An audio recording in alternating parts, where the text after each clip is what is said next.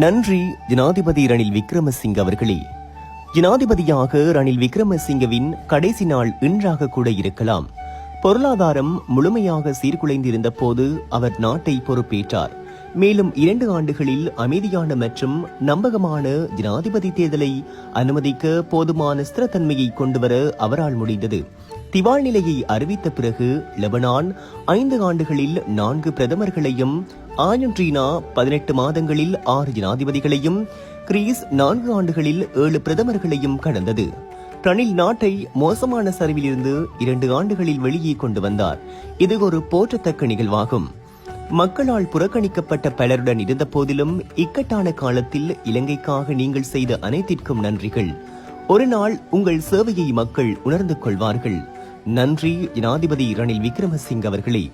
புதிய ஜனாதிபதியுடன் ஊழலற்ற சிறப்பான இலங்கைக்காக பிரார்த்தனை.